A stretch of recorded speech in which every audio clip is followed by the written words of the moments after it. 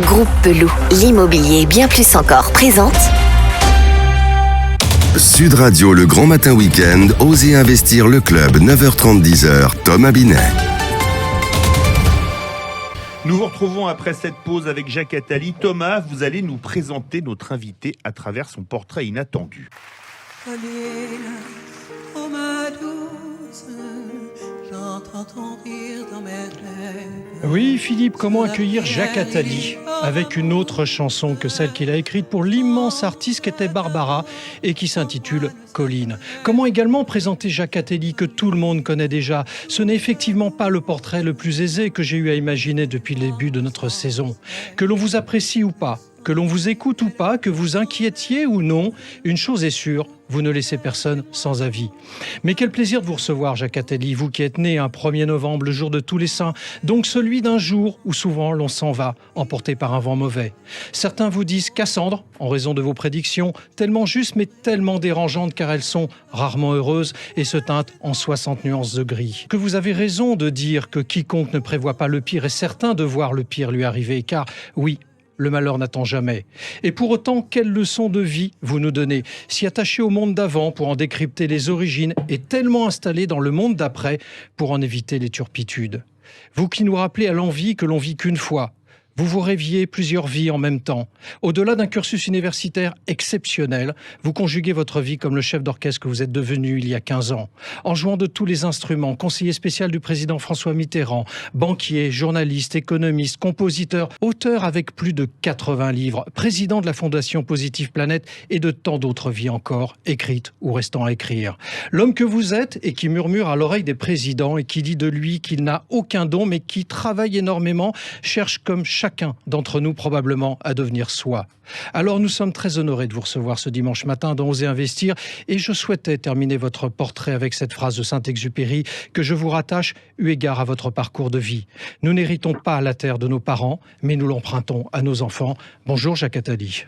Bonjour monsieur, merci de ce portrait tellement gentil que je ne peux que vous décevoir maintenant. Jacques Attali, parmi tous les métiers que vous avez exercés, tous ceux que vous avez eu l'occasion de découvrir, comme je viens de le préciser dans le portrait, lequel a été le plus important, le plus gratifiant pour vous?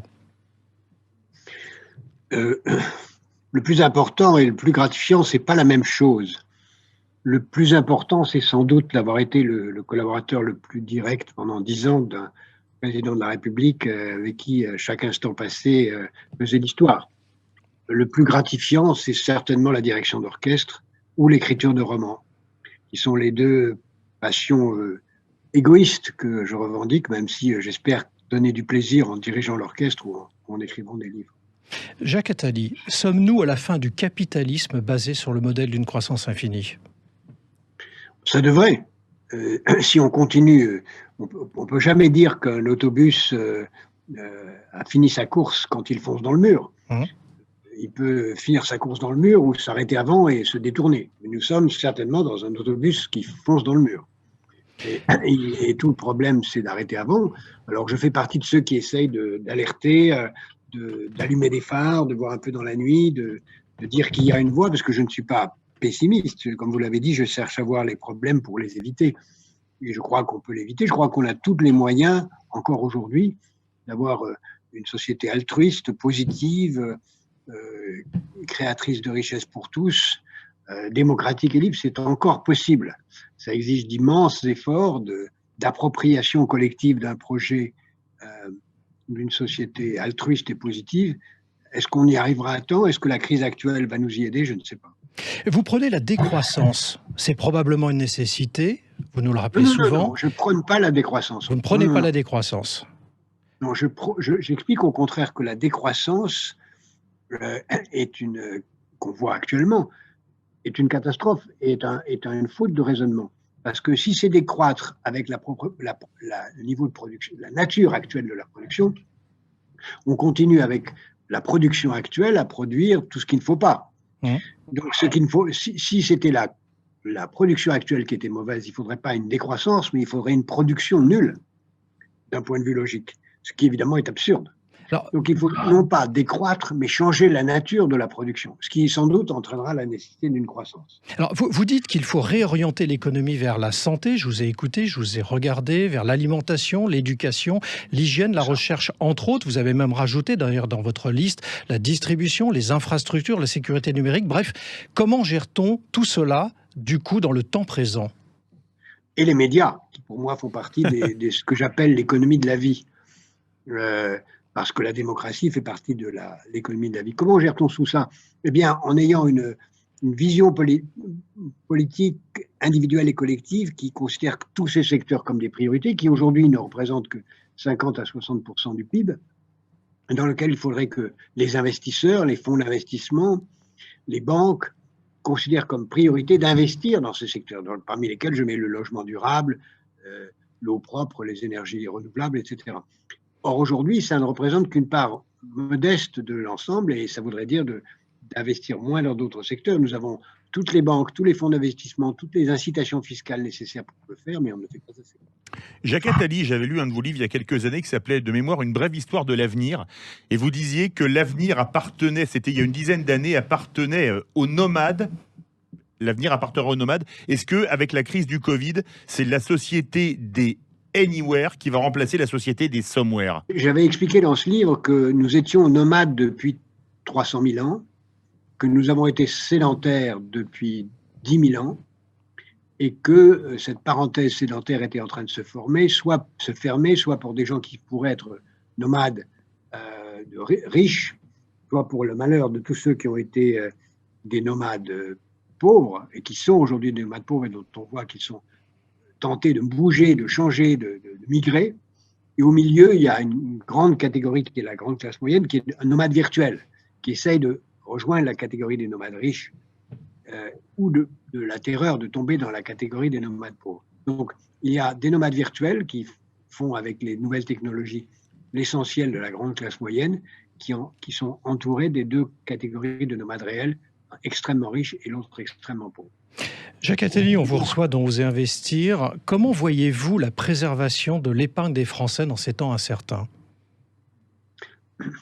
L'épargne des Français est protégée aussi longtemps que l'inflation n'est pas là. Et d'autre part, mon rôle n'a jamais été de donner des conseils de placement, et je me garderai bien de le faire.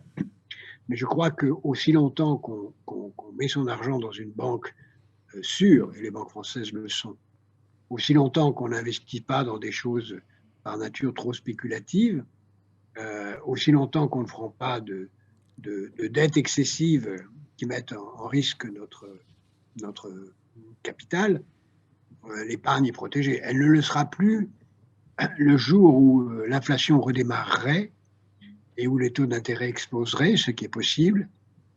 Mais pour l'instant, je n'ai pas d'inquiétude sur l'épargne des Français. J'ai de l'inquiétude sur l'usage de l'épargne des Français, qui, à mon avis, n'est pas assez orienté vers les secteurs de l'économie de la vie. Donc, pour moi, c'est pas l'épargne qui est en cause, c'est son usage qui n'est pas assez tourné vers les secteurs que vous avez évoqués tout à l'heure.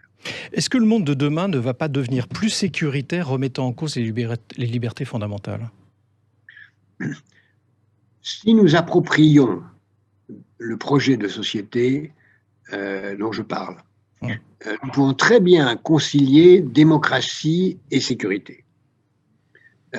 L'exemple sud-coréen montre que seule une démocratie a réussi jusqu'à présent à faire face efficacement à la pandémie, la démocratie sud-coréenne, alors que la dictature chinoise est une catastrophe. Elle a très très mal géré cette pandémie, contrairement à ce qu'on raconte, puisqu'elle a menti sur tout, y compris sur les causes, et elle s'est menti à elle-même en faisant peur à tout le monde, et en particulier aux citoyens chinois.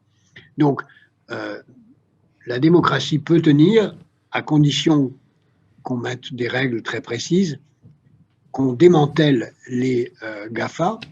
Il va falloir les démanteler, c'est dans l'intérêt du gouvernement américain comme des gouvernements européens.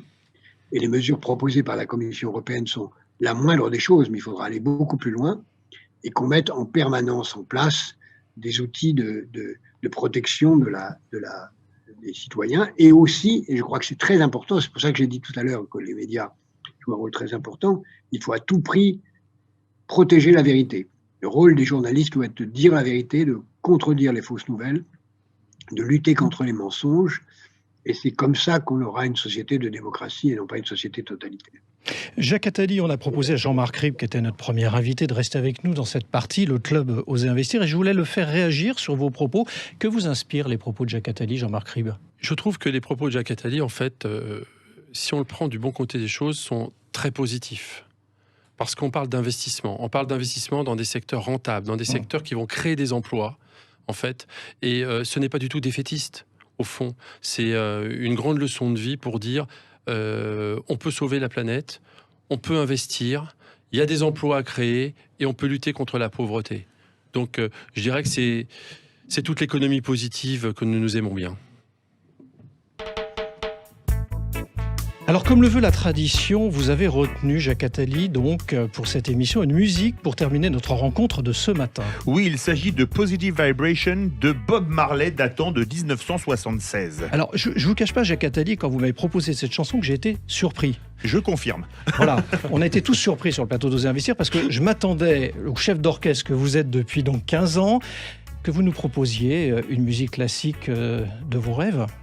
Et pourtant, c'est Bob Marley. Oui, mais j'adore toutes les formes de musique. Et puis, avec Jean-Marc, on travaille beaucoup sur l'économie positive, c'est-à-dire l'économie au service des générations futures. Et donc, j'ai voulu faire un clin d'œil à l'économie positive, au fait de s'intéresser d'une façon optimiste et positive à l'avenir. Et il n'y a rien de mieux que cette magnifique chanson de Bob.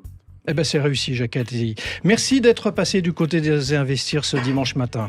Et bon, cher Thomas, j'espère la semaine prochaine vous voir avec des dreadlocks à la Bob Marley. Eh ben, écoutez, c'était le la 66e numéro d'Oser Investir. Merci de nous avoir suivis. Et vous pouvez retrouver l'intégralité de l'émission sur sudradio.fr dans la rubrique podcast ou en téléchargeant l'ensemble de nos dispositifs sur Sud Radio et aussi sur Oser Investir. Eh bien, merci de votre fidélité. Bon dimanche et à la semaine prochaine. Sud Radio, le grand matin week-end, Oser Investir le club, 9h30, 10h, Thomas Binet. Avec Groupe Peloux, l'immobilier et bien plus encore.